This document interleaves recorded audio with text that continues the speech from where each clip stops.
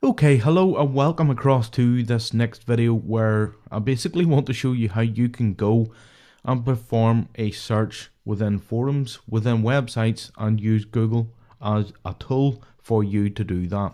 Now, the reason why you might want to do that is if it's a large website and you want to target specifically down into focus keywords, well then you can do that. What I'm going to show you to do in this case is I'm going to take you to, or I'm going to search within a forum, which is called the Warrior Forum, which is a very, very large internet marketing forum, but you can do the same pretty much within any site, should it be a forum or just a general website.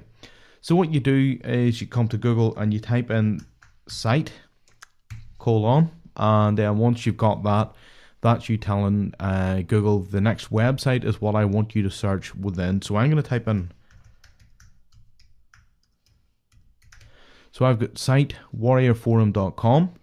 Now you don't need the HTTPS or the www or any of that, just the site and then the site name.com.net or whatever it's going to be. Now what you then do is you hit a space and you enter whatever term or keywords that you're interested in. Now, one of the things I would like to point out to you is you can actually type in the likes of the Warrior Forum. If you're looking to answer questions, if you're looking to come up with content to help people, well then you start to see common patterns, which is the how do I. So I'm going to type in how do I, and I'm going to hit enter. Now basically you see here it returns back every result that Google returns to you is from the warriorforum.com. Likewise, as I said, depending on what site you go and do the search. But you'll see here we have questions. How do I set up Pinterest, Flickr and Instagram? How do I begin with the end in mind? How do I know if a keyword is profitable? How do I sell my video course? It's basically gives you a lot of different things that you could come up with. It's how can you help me? Those sort of terms are the questions that people are going to be asking, especially in forums where you can go and do this search. Now, let's say you were involved in video marketing, right? And you wanted to focus this down into purely video marketing. Well, then what you can do is you can have the how do I, then you do a plus, and then you put within quotes the specific keyword that it must also contain. So I'm going to just put the word video. Again, I'm going to put it in quotes. And if you see here, I've got site warriorforum.com. Then I've got how do I, and then it's plus the keyword video. That's what I'm telling YouTube. Search within this site for the term how do I, and also make sure it has the term video. I hit enter and you'll see now how to do YouTube video SEO. How do I download a video? So this basically, these questions are what's going to point you in the direction for obviously coming up with content that you can create for blog posts. That can be video titles, that can be sort of helpful articles. You may even, believe it or not, be able to come up with a complete product that you can either create and sell using this technique. Now there is other techniques you can use basically with just Google itself. Let's just go back to Google. And you can actually use the autofill. So it's how do I, and then obviously you can see it starts to give you the auto suggest. But as you start to go into the next word, if you do A, it's apply for an Irish passport. B, you understand. If I do V, then obviously you can sort of narrow it down that way. Now, the final thing, if I clear that, that basically leaves you in a way where you can go and you can find questions that people are searching for. And by you finding questions, obviously it gives you ideas for content that you can then create, put together, and then obviously help other people out. Because if other people are searching for it, you understand what I'm saying. If one person searches for it, then there's got to be other people searching for it or has a similar or same problem. And if you can answer that, or if you can get a list of those questions, well then you can do a series of content, and basically you never run out of content ideas. Now, one other thing that I have, and I'm going to show you here, is in this tab. This is one of my Feedly accounts. Now, basically all it is is it's an RSS reader. Create an account here. Google owns it. I think you can sign in with Facebook and all that. But what you do is if you spot an interesting blog, well then what you're looking to do is you're looking to come and add that feed into this list here. So you'll see you're able to put it into different sort of folders, subfolders. Like I've got one here with podcasts. I've got one here with social media. And basically what it does is it pulls in all of the recent blog posts from all of the various sites that you have loaded in. And what you can do is you can very quickly skim down, and these are giving you them. These are obviously the most popular.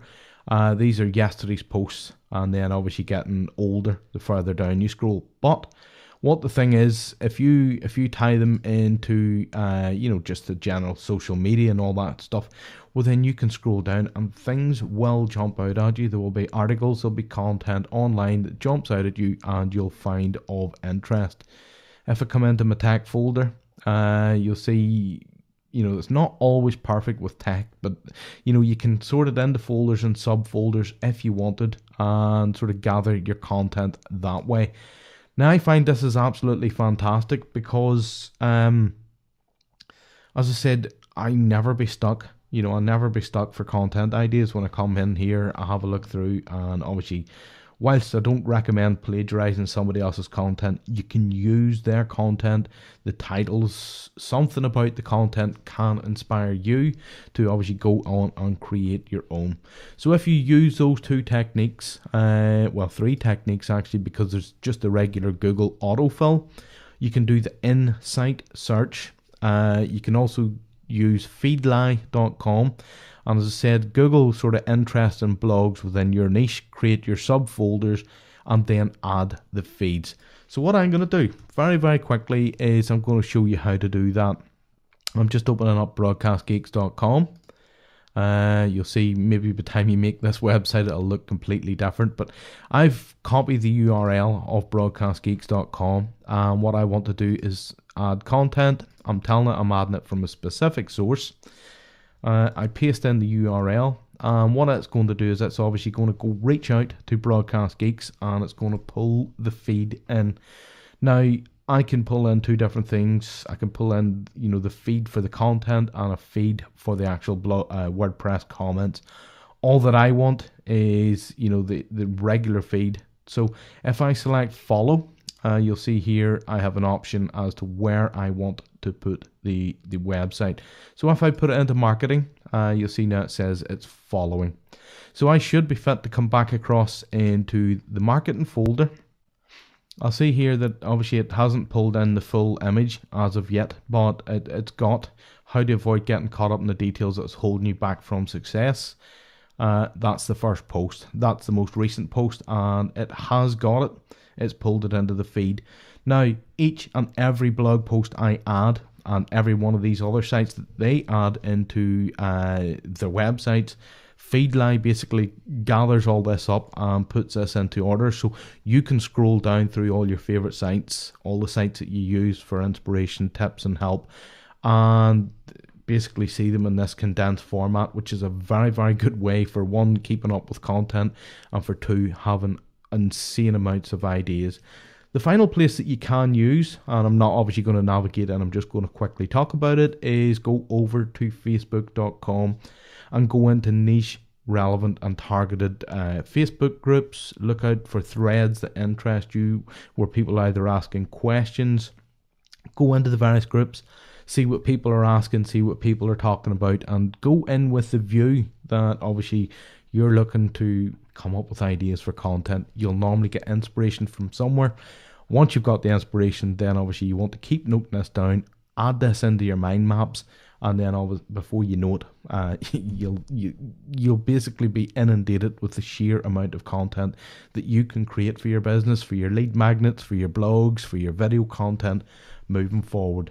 So that's Chris Cole signing off. I hope you found this mini tutorial helpful, and obviously I would love for you to reach out to me and let me know what you thought of it. Of course, at the end of the day, I'm going to be proceeding with broadcastgeeks.com, and if you've any feedback or any questions for me, well, if that's the case, then obviously I would love to hear from you. But as I said, for For now, go out there, start collating your content, start getting those ideas, and you'll never ever be stuck for content ideas again moving forward.